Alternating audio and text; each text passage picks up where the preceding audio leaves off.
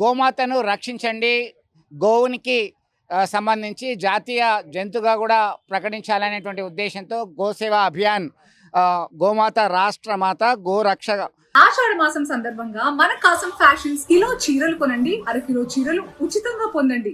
భారత రక్ష అనేటువంటి నినాదాలతో ముందుకు రావడం జరిగింది. సంతకాల సేకరణ చేస్తూ రాష్ట్రపతికి పంపించేందుకు సిద్ధమైనటువంటి పరిస్థితి మనం గమనిస్తున్నాం. కరీంనగర్ కలెక్టరేట్కు వచ్చి వినతిపత్రం ఇచ్చారు, అలాగే సంతకాల సేకరణ చేస్తున్నారు.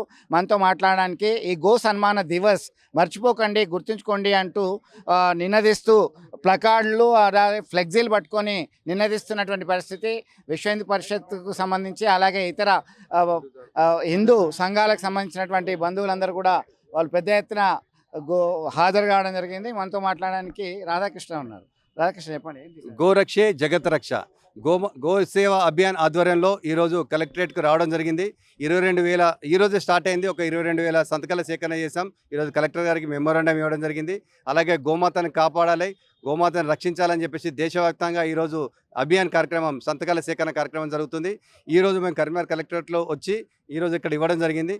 గోమాతను కాపాడాలి, గోమాతను రక్షించాలి, 1977 యాక్ట్ను అమలు పరచాలని చెప్పేసి మేము గోసేవ అభియాన్ ఆధ్వర్యంలో ఈరోజు కలెక్టరేట్కి వచ్చి వారికి మెమోరాండం ఇవ్వడం జరిగింది. గోమాతను కాపాడాలి, గోమాతే జగత్ రక్ష, గోమాతని రక్షించాలి అంటూ ఈ దినాన్ని కూడా జూలై 27 ప్రత్యేక రోజుగా గో సన్మాన్ దివస్ అనే దాన్ని గుర్తు చేస్తూ ముందుకు రావడం జరిగింది.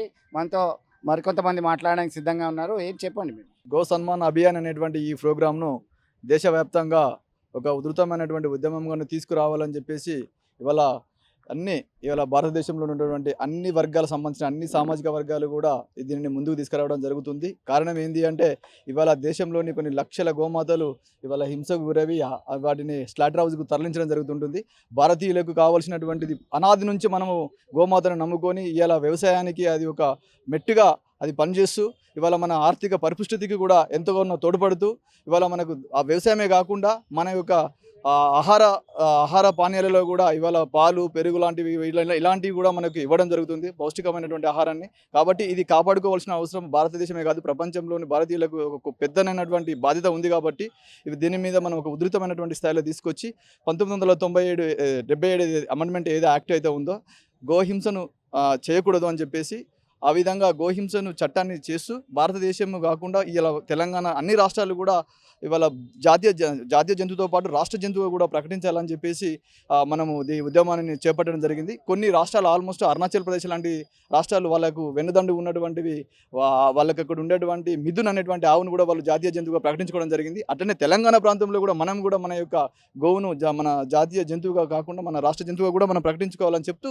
మొదటి అడుగు నుంచి ఇక్కడ నుంచి మొదలు పెడుతూ ఇవాళ 22,000 సంతకాలు ఇవాళ కరీంనగర్ డివిజన్లో ఏదైతే ఉంటుందో ఈ రెండు రెవెన్యూ హుజరాబాదు, కరీంనగర్ రెవెన్యూ ప్రాంతంలో మనం ఇవాళ సేకరణ చేయడం జరుగుతుంటుంది. ఈ ఉద్యమం 40,000 ప్రజలతోటి మనం మమేకం చేస్తూ 40,000 కోట్లను చేస్తూ అంటే 2026 సెన్సెక్స్ ప్రకారంగా 146 సెన్సెక్స్ పాపులేషన్ ఉన్నటువంటి మన దేశంలో ఇవాళ 40,000 కోట్ల మనం టార్గెట్ పెట్టుకున్నాం. ఇంకా ముందు కూడా 40 క్రోర్స్ ఫినిష్ అయిపోయినట్లయితే రాష్ట్రపతి గారితో మనము దీన్ని జాతీయ జంతువుగా ప్రకటించుకోవచ్చు అని చెప్పేసి.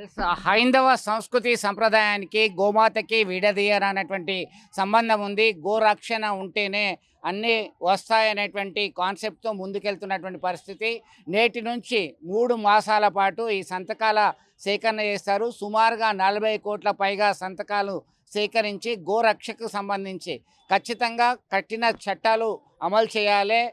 కౌ స్లాటరింగ్ అంటే గోవధ నిషేధించాలి. ఇప్పటికే అనేక చట్టాలు ఉన్నప్పటికీ యథేచ్ఛగా కొనసాగుతుంది. వాటిని కఠిన శిక్షలు విధిస్తూ వీటిని సేవ చేస్తూ గోరక్షణకి ముందుకు రావాలనేటువంటి కాన్సెప్ట్తో వెళ్తున్నటువంటి పరిస్థితి అయితే ప్రత్యక్షంగా చూస్తున్నాం. వీడియో జర్నలిస్ట్ సుమంత్తో కలిసి చంద్రశేఖర్, RTV, కరీంనగర్.